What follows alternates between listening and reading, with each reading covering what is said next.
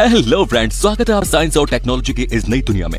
इस वीडियो में हम आपको बताने जा रहे हैं कुछ कमाल की फैक्ट्री मशीन और उनके मैन्युफैक्चरिंग प्रोसेस के बारे में, जिन्हें देखकर आप पूरी तरह से हैरान रह जाएंगे। तो चलिए बिना किसी देरी के वीडियो शुरू करते हैं। Number 1, chain making machine. ये एक fully automatic chain making machine है। इस मशीन में सबसे पहले एक स्टील के मोटे वायर को लगातार इस मशीन में डाला जाता है। यहाँ ये मशीन इस वायर पर एक फिक्स लेंथ पर कटिंग मार्क लगाती जाती है। फिर जब ये वायर आगे पहुंचता है तो यहाँ इसे एक प्रेस से दबाकर इसे इसके नीचे वाली कड़ी से जोड़ दिया जाता है।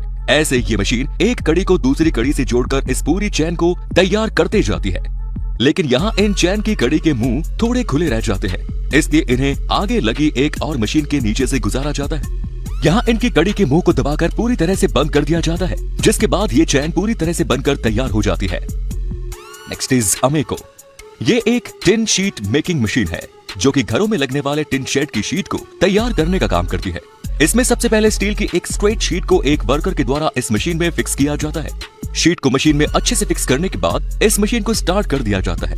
इसके बाद ये स्टील शीट इसमें आगे लगे रोलर से होकर गुजरती है। इस मशीन में करीब 15 से 20 इस तरह के रोलर्स लगाए गए हैं, जिनमें लगा हर रोलर इस शीट पर एक लाइन बनाते जाता है।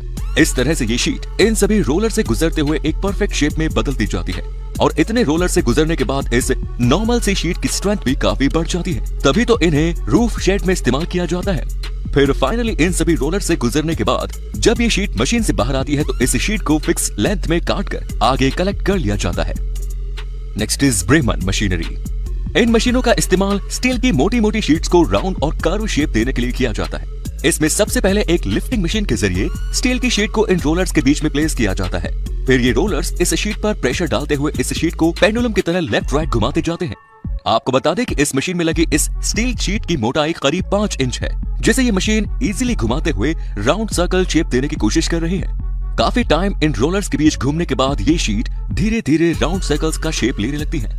फिर एक वर्कर द्वारा इसके शेप का इंस्पेक्शन किया जाता है।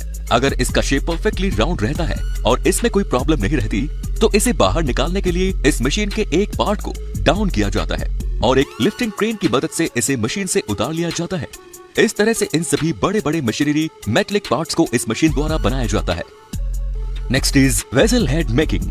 वेसल हेड यानी कि बड़े बड़े लिक्विड टैंक या फिर प्रेशर टैंक बनाने के लिए स्टील की राउंड शीट को इन बड़ी बड़ी हाइड्रोलिक मशीन के जरिए आकार दिया जाता है। इसमें सबसे पहले एक फ्लैट स्टील की राउंड शीट को एक लिफ्टिंग क्रेन से उठाकर हाइड्रोलिक मशीन के नीचे प्लेस किया जाता है। फिर हाइड्रोलिक प्रेस मशीन के जरिए इस सीट के बीच वाले हिस्से को थोड़ा दबाया जाता है और फिर इसी तरह धीरे धीरे इसके किनारों को भी दबा दबा कर इसे कर्व शेप दे दिया जाता है। ये मशीन कितनी पावरफुल है इसका अंदाजा आप इसके काम को देखकर ही लगा सकते हैं कि किस तरह से ये मशीन इस मेटल शीट को इतनी आसानी से शेप दे दी जा रही है। फिर इस शीट को एक दूसरी मशीन पर रखकर इसके किनारों को थोड़ा ऊपर की ओर मोड़ा जाता है। इसके बाद ये वेसल हेड पूरी तरह से बनकर तैयार हो जाता है। आपको बता दें कि ये वेसल हेड टैंक के दोनों तरफ लगने वाले वो राउंड हिस्से होते हैं, जिनकी मदद से इन टैंक्स को पैक करके एक प्रॉपर कैप्सूल का शेप दिया जाता है। Next is steel wire rope making. Steel wire rope बनाने के लिए सबसे पहले स्टील वायर के रोल लिए जाते हैं। फिर स्टील वायर रोल्स को एक स्पेशल मशीन में फिक्स किया जाता है। इस मशीन में इन वायर के 15 से 20 रोल फिक्स किए जाते हैं। अच्छे से इन रोल्स को इस मशीनरी पर फिक्स करने के बाद इस मशीन का रोटेशन स्टार्ट कर दिया जाता है। यह मशीन इन सभी रोल्स को घुमाते हुए इनके वायर्स को आगे जॉइंट करके एक रोप का शेप दे दी जाती है। फिर इस रोप को फाइनली फिनिश देकर आगे इसके बड़े बड़े रोल बना लिए जाते हैं। इन स्टील वायर रोप्स की कैपेसिटी और स्ट्रेंथ काफी ज्यादा होती है। इन स्टील वायर रोप्स का इस्तेमाल माउंटेन के बलवे, चेयर लिफ्ट और अर्बन रोपवे से लेकर बड़े बड़े ब्रिज और स्टेडियम्स की रूफ को बनाने में किया जाता है। नेक्स्ट इज साम स्प्लाइस। ये एक हाइड्रोलिक मशीन होती है जिसकी मदद से स्टील वायर रोप्स को एक स्लिंग यानी कि एक फंदे में बदला जाता है। इसमें सबसे पहले एक स्टील के टुकड़े को हाइड्रोलिक प्रेस के अंदर फिक्स किया जाता है। फिर इसमें से स्टील वायर रोप को निकाला जाता है। फिर इस रोप के मुंह को वापस इसके अंदर से निकाल दिया जाता है। फिर इस मशीन को ऑन करके इस रोप के मुंह को दबाकर इसे यहीं लॉक कर दिया जाता है। और कुछ स्टील वायर रोप्स इतनी मोटी होती है कि उन्हें हाथों से मोड़ना भी काफी मुश्किल होता है, इसलिए इन्हें पूरी तरह से इस मशीन से ही मोड़कर फिर इसमें डाला जाता है और फिर इस रोप के बीच में एक मेटल फ्रेम को लगाया जाता है और फिर इसे काफी सफाई से हाइड्रोलिक प्रेस से दबाकर इसे भी एक स्टील फ्रेम में लॉक कर दिया जाता है। इस तरह से बनी स्लिंग की मदद से बड़े बड़े लिफ्टिंग ऑपरेशन परफॉर्म किए जाते हैं। Next is electric motor wrecker. ये एक इलेक्ट्रिक मोटर रिसाइकलिंग मशीन है। जब इलेक्ट्रिक मोटर पूरी तरह से खराब हो जाती है तो उसमें से कॉपर वायर को अलग करने के लिए सबसे पहले पूरी मोटर को एक कटिंग प्रेस के नीचे रखकर इसके आउटर कवर को हटा दिया जाता है। इसके बाद इस मोटर को फिर से इस कटिंग प्रेस के नीचे रखकर इसे बीच में से काट दिया जाता है, जिसके बाद ये मोटर 2 टुकड़ों में टूट जाती है। इसके बाद इन टुकड़ों को एक एक करके एक स्पेशल मशीन के ऊपर फिक्स किया जाता है, जिसके बाद ये मशीन इन कॉपर वायर को इनमें से इजीली अलग कर देती है। ये मशीन कॉपर वायर को अच्छे से पकड़ लेती है, जिसके बाद इसे एक हिस्से को ये मशीन पकड़कर ऊपर कर देती है।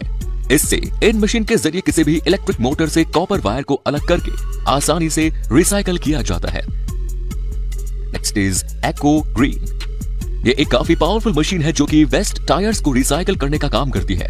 इस मशीन में वेस्ट टायर्स को एक कन्वेयर बेल्ट के थ्रू इस श्रेडिंग मशीन में डाला जाता है, जिसके बाद इसमें लगा श्रेडर इन टायर को काटकर छोटे छोटे टुकड़ों में बदल देता है। इस मशीन की पावर का अंदाजा आप इसे देखकर ही लगा सकते हैं कि कितनी आसानी से ये मशीन रबर के इन टायर्स को इजीली काटते जा रही है और इनको छोटे छोटे टुकड़ों में बदलते जा रही है। ये श्रेडिंग मशीन 1 घंटे में 12 टन टायर्स को प्रोसेस कर सकती है। Next is steel bar twister. ये भी एक काफी कमाल की मशीन है जो कि स्टील बार को मोड़कर उन्हें डिजाइन देने का काम करती है। इस मशीन को मैनुअली हाथ से ऑपरेट किया जाता है। इसमें सबसे पहले स्टील बार की शेप का होल्डर लगाया जाता है और फिर इस होल्डर में स्टील बार को फिक्स करके इसके स्क्रू को अच्छे से टाइट कर दिया जाता है। फिर जब इस मशीन को घुमाया जाता है तो ये स्टील बार को एक धागे की तरह इजीली मोड़ दी जाती है। इसी तरह से इस मशीन में अलग अलग होल्डर लगाकर अलग अलग स्टील बार को मोड़ा जा सकता है और इसमें एक अलग तरह का होल्डर लगाकर 4 स्टील बार को एक साथ मोड़कर और भी स्पेशल डिजाइन बनाई जा सकती है। इस तरह के डिजाइन को लोहे के आइटम की सुंदरता बढ़ाने के लिए इस्तेमाल में किया जाता है। Next is drive chain making. इस तरह की बड़ी बड़ी भारी भरकम ड्राइव चेन को भी फैक्ट्रीज में वर्कर्स द्वारा मैनुअली हाथों से ही बनाया जाता है। यहाँ इनके एक एक पार्ट्स को हाथों से असेंबल किया जाता है।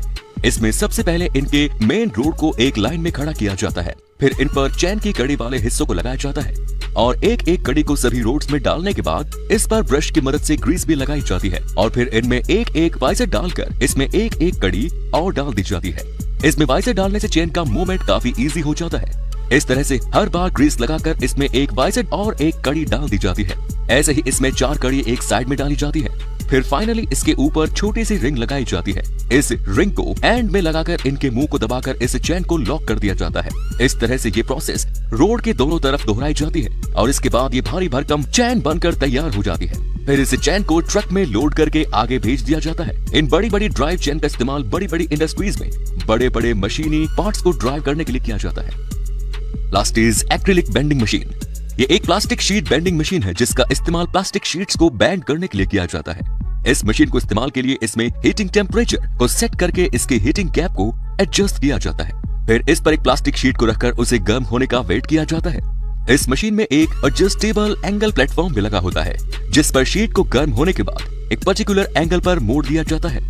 इस तरह से इस मशीन की मदद से प्लास्टिक शीट्स को गर्म करके अलग अलग डिजाइन और एंगल पर मोड़ा जा सकता है। तो दोस्तों, अगर आपको ये वीडियो पसंद आई तो इसे लाइक और शेयर करना ना भूलें।